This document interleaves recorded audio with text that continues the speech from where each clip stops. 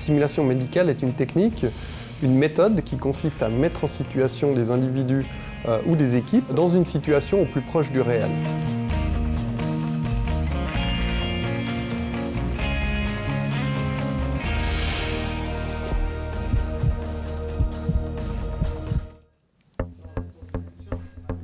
La répétition de chaque geste, la mise en condition. La simulation médicale, c'est la garantie d'une qualité de soins dans tous les domaines de la santé. S'exercer, s'entraîner, recommencer pour progresser soi-même, progresser avec les autres, apprendre à communiquer avec les patients, l'entourage et toutes les équipes médico-soignantes.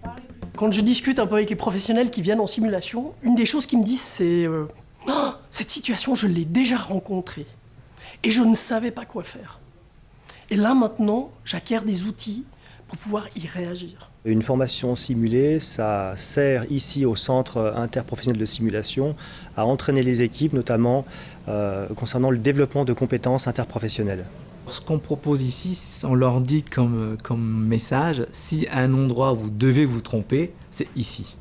Parce qu'il n'y a pas d'enjeu pour le patient, puisque ce patient il est fait de latex et d'électronique.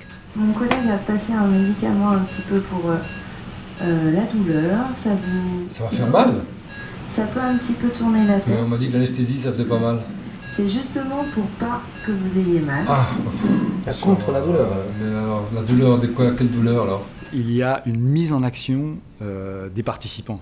C'est l'élément principal, il est là. C'est pas un simple cours qu'ils suivent de façon passive sur une chaise. Il y a une mise en action réelle. C'est ici qu'on peut faire des erreurs et du coup apprendre de ces erreurs. Voilà, j'ai passé les cordes, on peut gonfler le ballonnet, enlever le mandrin s'il vous plaît. La simulation médicale permet de garder un contact permanent avec les dernières nouveautés techniques. Elle permet aussi et surtout de bénéficier des dernières pratiques de soins. Les HUG ont mis en place avec leurs partenaires du réseau de soins à Genève, le CIS, le Centre interprofessionnel de simulation, un centre dédié sur 2 sites à Genève, de près de 1000 m² totalement équipé des dernières technologies médicales.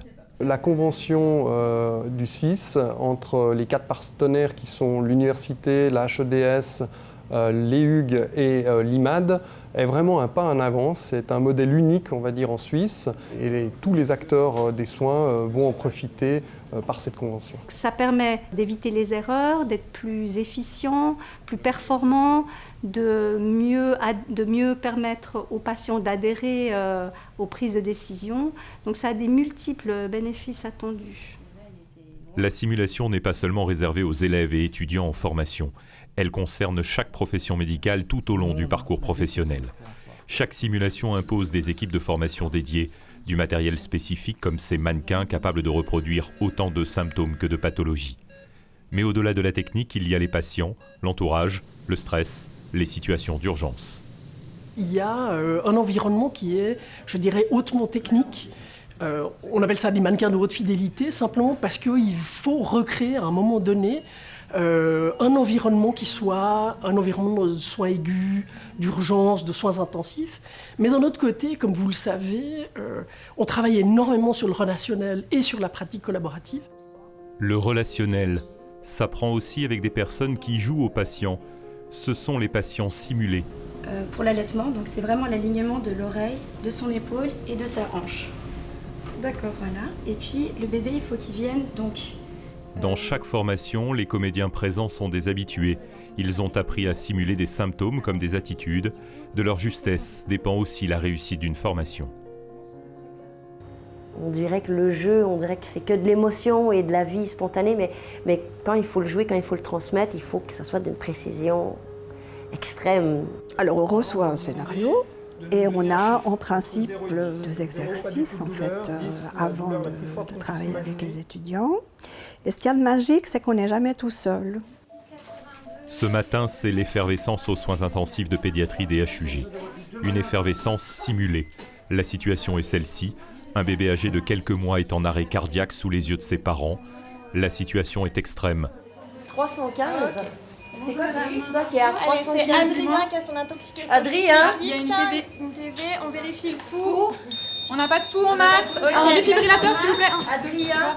Pour le personnel médico-soignant, la formation porte sur une nouvelle réalité, déstabilisante, la prise en charge des émotions des parents. On sait qu'on l'a déjà vécu, même que ça peut déstabiliser l'équipe soignante. Donc on s'est dit que pendant une année, on allait faire un programme un peu intensif de simulation pour justement s'entraîner sur des mannequins, mais avec des acteurs qui jouent les parents, justement pour se mettre un petit peu dans la situation et surtout avoir un débriefing par une psychologue spécialisée qui nous donne un petit peu les outils de communication pour nous aider. Oui. Il y a une intoxication probablement tricyclique. C'est pas probablement, il y a eu une intoxication et maintenant on a traité en fait. Chaque fois ils me prennent aux tripes, comme on pourrait dire. Donc ils arrivent à être si authentiques. Je ne sais pas où ils vont chercher tout ça, mais ouais, ils ont une capacité incroyable à s'adapter, à saisir le moindre petit détail de la situation. On a toujours le choix d'augmenter un tout petit peu la zone de stress, le niveau de l'émotion, d'entrer peut-être dans une colère, mais quel niveau de la colère pour que la réaction en face, elle soit le plus juste possible. Et c'est pour ça que je pense que nous, on travaille principalement sur la question du savoir-être. Cette nouvelle donnée d'avoir des parents et de devoir vraiment travailler le côté relationnel, c'est quelque chose qu'on avait peut-être un peu moins l'habitude en situation vraiment de réanimation et d'urgence. Et le fait de pouvoir s'entraîner avec ces acteurs, d'avoir ces moments vraiment privilégiés, ça nous aide beaucoup après lors de vraies situations.